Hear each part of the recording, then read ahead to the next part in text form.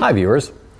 As you may or may not have noticed, I'm doing several things all at once, including shooting a lot of videos at the same time. One of those videos was replacing the valve cover gaskets on the engine. But during this service, I had always planned to replace the thermostat. And in order to replace the valve cover gaskets, you need to remove the intake manifold. Honestly, there's no better time to access the thermostat housing, which is right here, which is normally under the throttle body and everything. And all this other stuff is in the way, but now that it's not in the way, I'm going to take advantage of that. So the missing intake manifold has an explanation. It's just like I said, I needed to remove that to replace those valve cover gaskets. Now I'm not going to claim it's necessary to replace the thermostat when you're doing a service, but this car has practically 200,000 miles on it. A thermostat is a mechanical item. It will wear out over time, so I'm just doing it for the sake of doing it. I'm in here, coolant's out from removing the water pump. Point is, it's a good target of opportunity in my mind. I am also going to remove this battery because I'm going to replace this battery terminal, which I hate these. If you saw the inspection video, you saw me go off on that kind of thing. But with this out of the way, actually that's all you really need to do, and you can get down in and replace the thermostat that way. So you can leave the intake manifold on and all that stuff. Removing the battery is going to give you the access that you need. And since I'm replacing this terminal end anyway, removing the battery is just one more step. Step one of this job could be to drain the radiator. To do this, you can access the radiator drain in the middle of the vehicle in the front through this access point in the splash shield. I covered this in detail in the video I did about the major service on this vehicle. I'll link that down in the description. However, know that even if you drain all of the coolant out of the radiator, that there will still be coolant that comes out of the thermostat housing when you separate it. So be prepared for that and have a drain underneath the engine when you separate the thermostat housing.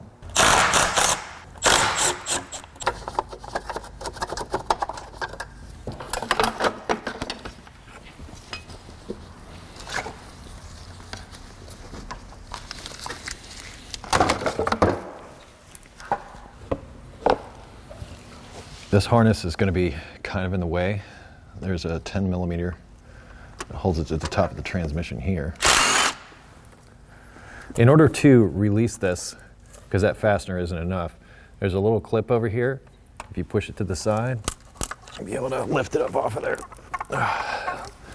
Although it feels like there's one more fastener.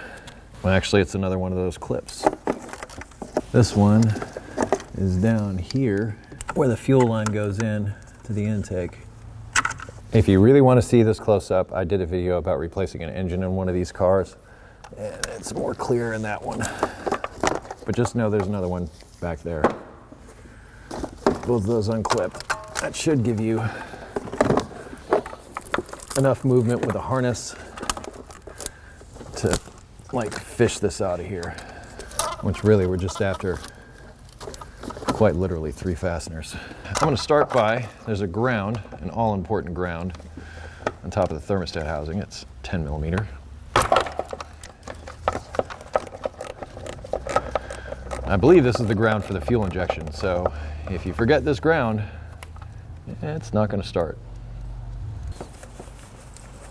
There you go. There are 2 fasteners. It's probably almost impossible for me to show you the lower one, but 2 fasteners hold the housing onto there, and they're both also 10 millimeter.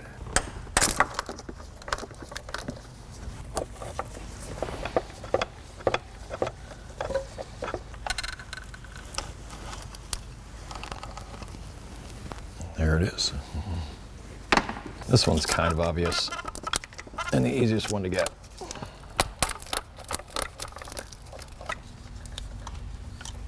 Before I take the housing loose, I'm just going to make sure that I can catch any coolant that comes out. All right, it should just come right off. And there's that coolant I talked about.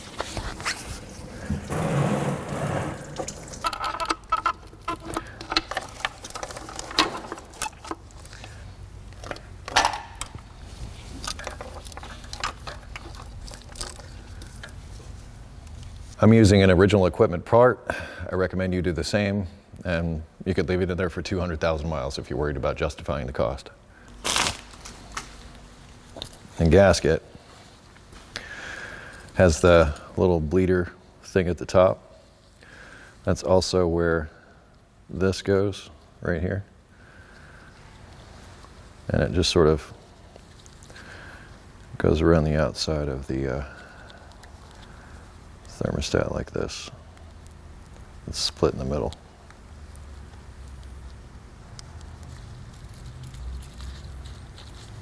Like that. And this will be the top, because when you put this in, there's a little indentation at the top of the housing. And that's the way you position it, so that that little air bleed is at the top. It even says up right there. Fish it down in. Yeah, that's how it should be installed. Now it's just a matter of putting it back together and fishing those fasteners back in. I start with the top one, that way I can just pivot the whole housing into position for the lower.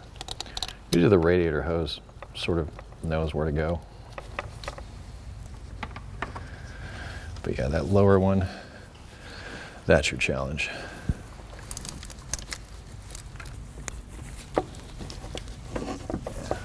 Once you get that started with a couple of threads, you're golden.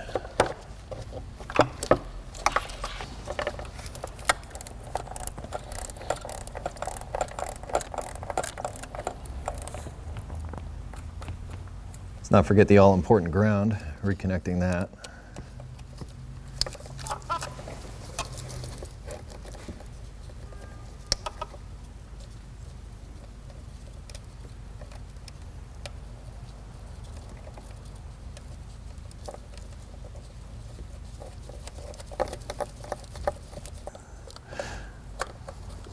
There we are.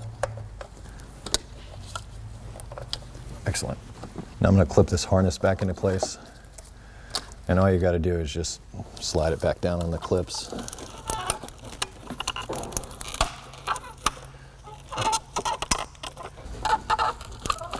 There it is.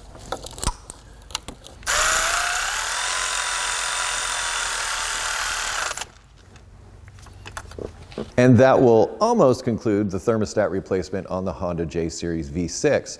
Of course, once we get everything back together, we have to fill up the cooling system, and most important, we need to bleed the air from the cooling system. Failure to do this step could cause issues with the cooling system and also possibly with the heater in your car. So it's extremely important that you bleed the air from the cooling system when you're done opening up the cooling system, like with a thermostat replacement on this vehicle. I've got a video that I'll link in the description covering the process of bleeding the air from the cooling system. As I mentioned at the beginning of this video, I did several videos, including the timing belt and water pump and major service on this car. I will cover the bleeding of this cooling system in the timing belt video. That'll be linked in the description when it becomes available. Once again, I recommend Honda parts, and even though I did this on a 2008 Acura TL, which is a 3.2 liter, this process is also very similar, if not the same, for the 3.5 and 3.7 liters as well. Anyway, additional information linked in the description, including parts and other information, including those videos that I mentioned. Please be sure to like, comment, subscribe, and share this video. I super appreciate it when you do that. If you have automotive questions not covered in this video, I ask that you go to EricTheCarGuy.com, which will also be linked in the description. Thank you so much for watching. Be safe, have fun, stay dirty, and I will see you next time.